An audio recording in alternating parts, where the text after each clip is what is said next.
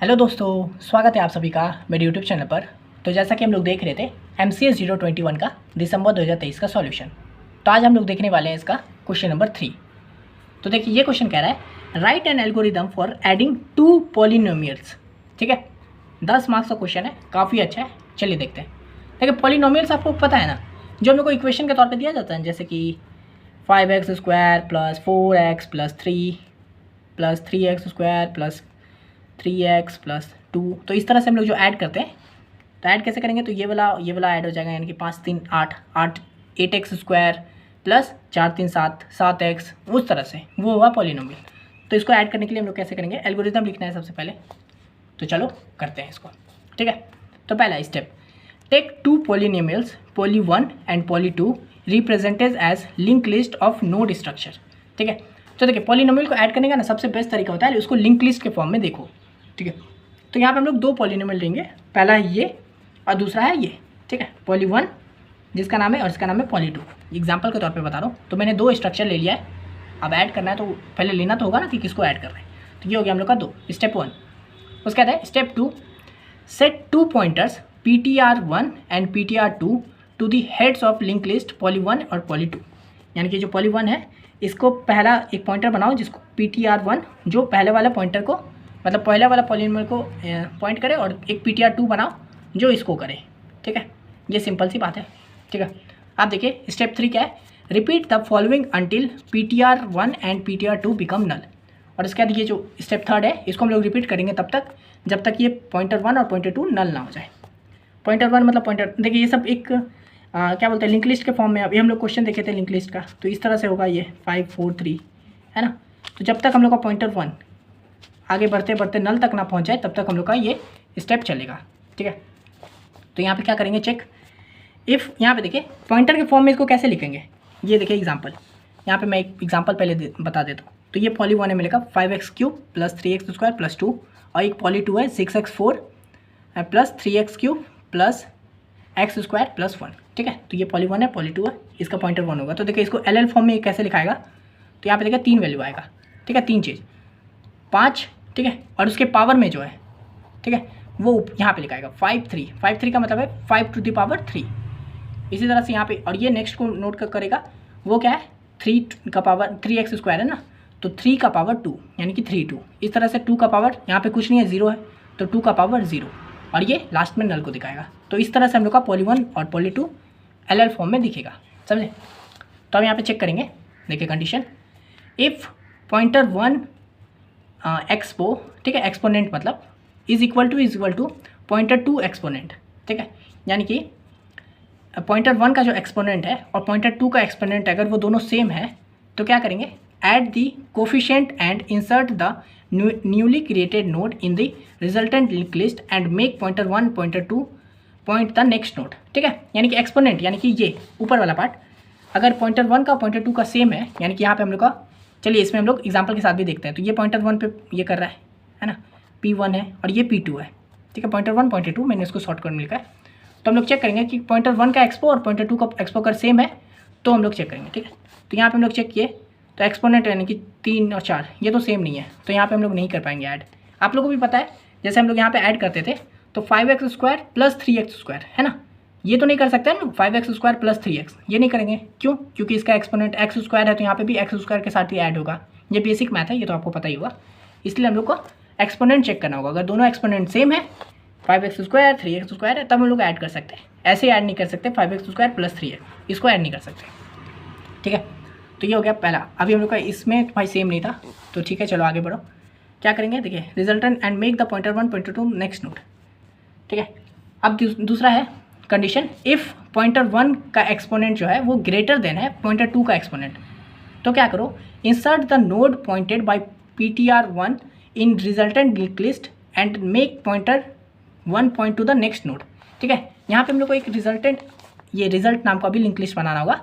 अब यहाँ पे हम लोग सारा रिजल्ट करेंगे। ठीक है, तो अगर हम लोग को पॉइंटर 1 का एक्सपोनेंट अगर पॉइंटर 2 से ज़्यादा है तो हम लोग यहाँ पे चेक करते हैं, पॉइंटर 1 है 1 ये है, पॉइंटर 2 ये है, तो एक्सपोनेंट यानी कि 3 क्या ग्रेटर देन 4 है, तो नहीं है भाई, ये भी कंडीशन नहीं हुआ है। ठीक है, नेक्स्ट पे चलो। ये कंडीशन, तीसरा कंडीशन क्या है, इफ़ पॉइंटर 1 का exponent is less than pointer 2 का एक्सपोनेंट। पॉइंटर 1 का एक्सपोनेंट 3 है, पॉइंटर 2 का 4 है, तो क्या 3 लेस देन 4 है? यस, तो ये वाला हिट हुआ हम लोग का। तो हम लोग इस इफ़ के अंदर आएंगे और यहाँ पे क्या कर रहे हैं, insert the node pointed by the PTR2 in the resultant link list and make pointer 2 point two the next node. तो हम लोग को क्या करना होगा, insert the node pointed by the PTR2, यानी कि PTR2 जो पॉइंट नोड को पॉइंट कर रहा है उसको हम लोग रिजल्टेंट लिंक लिस्ट में डाल देंगे, यानी कि यहाँ पे 6 4 ये हम लोग का वैल्यू रिजल्ट में आ गया है, ठीक है, यानी कि ये पॉइंटर हम लोग का आ गया है 6 टू द पावर 4, ठीक है। यहाँ पे x इसलिए नहीं लिख रहे क्योंकि वो तो x तो कॉमन होता है, तो 6 टू पावर 4 है, तो हम लोग वही किए। अगर हम लोग का पॉइंटर 1 का एक्सपोनेंट है, यहाँ पे जैसे देखिए हम लोग इन दोनों को तो ऐड नहीं कर सकते थे, 5x³ प्लस 6x4 नहीं कर सकते थे, है ना। तो अगर हम लोग इसको सिंपली अगर ऐड करेंगे, बेसिक में ऐड करेंगे, तो इन दोनों को ऐड करके बताइए क्या आने वाला है, ठीक है, वो अभी आप लिखिए क्या करेंगे, इन दोनों को ऐड करके क्या होगा। तो देखिए मैं सिंपली बताता हूँ, तो इन दोनों को ऐड करेंगे तो x टू द पावर 4 है, ये तो किसी के साथ ऐड नहीं होने वाला है, तो ये तो एज इट इज़ लिखाएगा, यानी कि क्या हो जाएगा 6x4 हो जाएगा एडिशन करने के बाद। उसके बाद देखिए ये x³ है, तो ये दोनों ऐड हो जाएगा, तो 5 3 8 8x³ हो जाएगा, प्लस देखिए 3x², ये भी x² है, तो ये हो जाएगा 4x², इन दोनों का ऐड हो गया 3 और यहाँ पे 1 है, तो 4x² प्लस इन दोनों का ऐड हो जाएगा 3, तो इस तरह से। तो वही करेंगे हम लोग चेक यहाँ पे, तो यहाँ पे देखिए 6 4 हो गया। अब फिर उसके बाद क्या बोल रहा है कि रिजल्टेंट लिंक लिस्ट में डाल दो और पॉइंटर 2 को क्या करो नेक्स्ट नोड पे भेज दो। तो हम लोग का पॉइंटर 2 जो यहाँ पे था उसको नेक्स्ट नोड पे, यानी कि यहाँ पे आ गया, P2 हम लोग का यहाँ पे आ गया। फिर वही सेम कंडीशन चेक होगा, अगर पॉइंटर 1 और पॉइंटर 2 का एक्सपोनेंट सेम है तो क्या करो ये करो। तो यहाँ पे देखिए पॉइंटर 1 तो हम लोग का यहीं पे है, पॉइंटर 2 ये हो गया है, तो दोनों का एक्सपोनेंट 3 3 है, तो हाँ भाई सेम है। तो क्या करो, add the coefficient and insert the newly created node in the resultant link list and make pointer 1 pointer 2 point two the next node. तो वही कर रहा है कि कोफिशिएंट को ऐड कर दो, इसका कोफिशिएंट मतलब क्या, ये 5 और 3, तो दोनों को ऐड कर दो, तो क्या हो जाएगा 5 3 8, और ये पावर तो सेम ही रहेगा, ठीक है। And newly created node in the resultant link list, और इंसर्ट कर दो, तो यहाँ पे हम लोग का आर के अंदर हम लोग इसको इंसर्ट कर दिए, तो ये हो गया इंसर्ट हो गया। उसके बाद क्या करो, पॉइंटर 1 और पॉइंटर 2 को नेक्स्ट नोड पे भेज दो, तो पॉइंटर 1 भी हम लोग का P यहाँ पे आ जाएगा P1 और P2 भी यहाँ चला जाएगा, समझे। फिर वही चेक होगा यहाँ पे कि क्या दोनों एक्सपोनेंट सेम है, तो हम लोग का 3 और 2 सेम है, तो फिर वही करेगा, दोनों का जो कोफिशिएंट है उसको ऐड कर दो, तो 3 + 1 4 हो गया, 4 2 ये ऐड होगा। फिर उसके बाद दोनों को आगे बढ़ा दो, तो पॉइंटर 1 यहाँ आ गया, पॉइंटर 2 यहाँ आ गया। फिर दोनों के बीच में चेक होगा 2 और 1, दोनों का एक्सपोनेंट सेम है, अभी भी वही फिर कंडीशन चेक होगा, एक्सपोनेंट सेम है, तो दोनों को डाल दो वापस से वैल्यू में, क्या करो उसका एक्सपोनेंट को जोड़ दो, 2 और 1 3 हो गया, तो ये हो गया हम लोगों का, समझे। और इस तरह से नल, तो इस तरह से हम लोगों को पूरा करना है। और उसके बाद पॉइंटर 1 और पॉइंटर 2 फिर से वापस आगे बढ़ जाएगा, तो P1 यहाँ आ गया, P2 यहाँ आ गया, तो देखिए दोनों नल को दर्शा रहा है। तो हम लोग को क्या करना था, तब तक करना था जब पॉइंटर 1 और पॉइंटर 2 नल ना हो जाए। तो यहाँ पे हम लोगों का ये नल हो गया है और हम लोगों का ये रिजल्टेंट मैट्रिक्स बन चुका है, समझे। तो देखिए वही बना है ना, 6x⁴, 8x³, ठीक है, 4x² और ये 3, समझे। तो ये हम लोगों ने रिजल्ट बना दिया। तो यही था क्वेश्चन नंबर 3 का है। अब चलिए हम लोग देख लेते हैं 3 का B। तो ये क्वेश्चन कह रहा है explain index sequential file organization with the help of an example, ठीक है।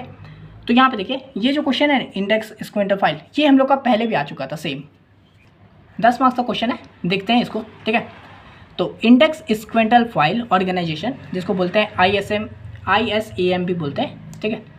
तो ये क्या होता है, is a method of organizing and accessing data in a file system combining the benefits of both sequential and random access, ठीक है। तो ये जो इंडेक्स्ड सिक्वेंटल फाइल ऑर्गेनाइजेशन होता है ना, इसमें 2 मेथड का यूज़ हो जाता है। एक तो जो होता है सिक्वेंटल सर्च, यानी कि सीक्वेंस वाइज जो सर्च करते हैं वो भी, और रैंडम एक्सेस भी, यानी कि इसको हम लोग इसमें ये जो फाइल ऑर्गेनाइजेशन होता है इसमें हम लोग सीक्वेंस वाला भी सर्च एल्गोरिथम लगा सकते हैं और रैंडम वाला भी लगा सकते हैं, यानी कि हम लोग को एक लाइन से 1 2 3 4 करके ढूंढना भी पड़ सकता है और रैंडम भी ढूंढ सकते हैं, ठीक है। तो ये हो गया, okay. In ISAM the data is stored sequentially in the main file while an index structure is maintained separately to allow for quick access to the data, ठीक है। तो इसमें क्या होता है, हम लोग का डेटा स्टोर होता है सीक्वेंस वे में, मतलब सीक्वेंटली होगा, यानी कि पहला डाले तो पहला, फिर दूसरा, फिर तीसरा। और जो इंडेक्स होता है, और एक इंडेक्स स्ट्रक्चर भी होता है, जो इंडेक्स स्ट्रक्चर वो मेंटेन करता है कि क्विक एक्सेस के लिए उसको डेटा को अगर हम लोग को क्विक एक्सेस करना है तो उसको भी मेंटेन करके रखता है इंडेक्स वाला स्ट्रक्चर, और सिक्वेंटली क्या करता है, मेन फाइल में उसको डालता है। स्टोर वाला जो डेटा होता है वो क्या करता है, सिक्वेंटली डेटा को डालता है, और एक इंडेक्स स्ट्रक्चर भी होता है जो मेंटेन करके रखता है कि मान लीजिए हमको ये वाला डेटा बाद में चाहिए होगा तो हम लोग इसको डायरेक्ट एक्सेस कर सकते हैं, क्विक एक्सेस कर सकते हैं, समझे। तो ये हो गया हम लोग का इंडेक्स सीक्वेंटल फाइल ऑर्गेनाइजेशन। इसका एक एग्जांपल देख लेते हैं क्योंकि एग्जांपल भी बोला है, तो ये देखते हैं। तो यहाँ पे देखिए दो तरह होता है, ठीक है। एक होता है मेन फाइल, मैंने बोला था यहाँ पे दो फाइल बनता है, एक होता है मेन फाइल जिसमें हम लोग का डेटा सीक्वेंस वे में स्टोर होता है। तो main file it stores the data record sequentially based on the student ID, each records contain the student ID, name and grade. तो यहाँ पे एक मेन फाइल बनाया हूँ मैंने जिसमें डेटा स्टोर होता है सिक्वेंटली, हम लोग को पता है। और यहाँ पे मैंने एक स्टूडेंट नाम को बनाया जिसमें स्टूडेंट ID रहेगा और सबका each record contain student ID, name और ग्रेड, ठीक है। तो यहाँ पे हम लोग एक फाइल बनाया है स्टूडेंट ID, नेम और ग्रेड का, और यहाँ पे मैंने 3 वैल्यू डाल दिया है। यहाँ पे रैंडमली एग्जांपल है कुछ भी, तो मैंने स्टूडेंट ID दिया है 05, नेम है उसका रजनीकांत और उसका ग्रेड है B, ठीक है।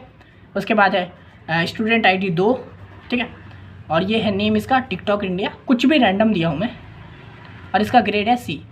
और इसके बाद है स्टूडेंट ID 07 और इसका नाम है जीवा, ठीक है, जीवा, और इसका ग्रेड है A+। इसको आप डिकोड कर सकते हो क्या ये, ओके।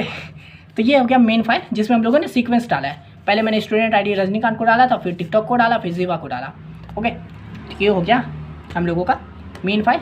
अब यहाँ पे मैंने क्या बोला था कि एक तो बना मेन फाइल जिसमें हम लोग का डेटा सीक्वेंस किया है मेन फाइल के अंदर, एक और होता है इंडेक्स वाला, है ना। इंडेक्स फाइल जो क्या करता है उसको एक्सेस को मतलब मेंटेन करके रखता है ताकि हम लोग उसको क्विक एक्सेस कर पाए। तो वो कैसे होता है वो देखते हैं। तो उसमें आता है इंडेक्स फाइल, इसमें क्या होता है, the index file maintain as index structure to allow for quick access to the data records in the main file, है ना। ये क्या करता है, इंडेक्स देता है सभी डेटा को ताकि हम लोग को क्विक एक्सेस कर पाए उसको मेन फाइल से, ठीक है। The index consist of key value pairs where the key is the student ID and the value is the pointer to the corresponding record in the main file, ठीक है। तो आप लोग को पता होगा अगर हम लोग इसमें फाइंड करना चाहें तो आपको पता है कि स्टूडेंट ID जो होता है वो सबका अलग अलग होता है। तो हम लोग स्टूडेंट नॉर्मल लाइफ में भी स्टूडेंट ID से क्या कर सकते हैं, उसका सभी डिटेल निकाल सकते हैं कि उसका नाम क्या है, ग्रेड क्या है, किस क्लास में पढ़ता है, कब एडमिशन लिया, कौन सा बैच में, वो सब, है ना। तो यहाँ पे भी वही है कि इंडेक्स फाइल क्या करता है, इंडेक्स कंसिस्ट ऑफ की वैल्यूज़, ठीक है। तो इसमें कोई की वैल्यू दिया जाता है जिससे जो वो पॉइंट करता है उसके सभी डेटा को, समझे। जैसे कि यहाँ पे हम लोग का की वैल्यू है स्टूडेंट ID। अब ये क्या करेगा, ये वैल्यू को पॉइंट कर रहा है जिससे कि हम लोग उसका पूरा रिकॉर्ड को निकाल सकते हैं, उस स्टूडेंट का सभी रिकॉर्ड को, ठीक है। तो यहाँ पे देखिए स्टूडेंट ID है, उसका एक पॉइंटर दिया है। तो देखिए स्टूडेंट ID था मेरा 05, 02 और 07, है ना। तो इसका एक पॉइंटर है 0, ये पॉइंटर है, कुछ भी है, रैंडम कुछ भी हो सकता है, ये पॉइंटर नंबर है, कुछ भी है। तो 05 है, ये पॉइंटर इसको एक पॉइंटर मिला है 0, और ये 0 किसको पॉइंट कर रहा है, ये 05 के सभी ID को, मतलब इसके अंदर जितना भी डेटा है इससे कनेक्टेड जो भी है सबको ये पॉइंटर 0 कर रहा है, समझे। तो इंडेक्स यही करता है कि सबको इंडेक्स देता है। जैसे इसमें स्टूडेंट ID में सबको एक इंडेक्स दे दिया है कि भाई तेरा ये है। अब यहाँ से ये पॉइंटर है, ये पॉइंटर पे जैसे ही मैं इस पॉइंटर को कॉल करूँगा ये सभी इसका डेटा निकाल के दे देगा। 02 का 50 है, 07 का 100 है, कुछ भी हो सकता है रैंडमली, 1 2 3 4 15 20 30 27 28 29, ठीक है। तो in this to access the record for student ID 07, example के लिए हम लोग करते हैं, अगर हम लोग चाहते हैं कि हम लोग स्टूडेंट ID 07 का सारा रिकॉर्ड निकालें तो the index is consulted to find the corresponding pointer, ठीक है। तो यहाँ पे क्या करेगा, इंडेक्स डायरेक्ट उसके पॉइंटर पे चला जाएगा, कॉल करेगा, यानी कि 07 पे क्या है 100, ठीक है, 100 which points to the record in the main file, ठीक है। और ये जो 100 है ना, ये किसको रिकॉर्ड पॉइंट कर रहा है, ये इसको, ठीक है, यानी कि ये 7 के सभी डेटा को ये वाला हम लोग का 100 पॉइंट कर रहा है। यानी कि अब हम लोग जैसे ही 07 100 को कॉल करेंगे तो ये इसका नेम जीवा निकल जाएगा, उसका ग्रेड A+ निकल जाएगा, समझे। तो इस तरह से हम लोग का इंडेक्स फाइल काम करता है, मेन फाइल करता है। इसमें हम लोग वैल्यू को सीक्वेंसली भी ढूंढ सकते हैं और इंडेक्स फाइल भी ढूंढ सकते हैं, समझे। तो ये हो गया हम लोग का इंडेक्स सीक्वेंटल फाइल ऑर्गेनाइजेशन। आशा करते हैं वीडियो आपको अच्छे से समझ में आ गया होगा। वीडियो पसंद आया तो वीडियो को लाइक कर दीजिए। अगर आप इस चैनल पर न्यू हो तो ज़रूर सब्सक्राइब कर लीजिएगा, ठीक है। मैं यहाँ पे प्रॉपर पढ़ाई करवाता हूँ IGNOU BCS से रिलेटेड, तो ये चैनल आपके काम का ही है, ओके। अगर आपको ये वाला PDF चाहिए तो आपको पता है क्या करना है, इंस्टा पे मैसेज कीजिए, इंस्टा का लिंक डिस्क्रिप्शन में दिया हुआ है। मिलते हैं नेक्स्ट वीडियो में, तब तक के लिए धन्यवाद।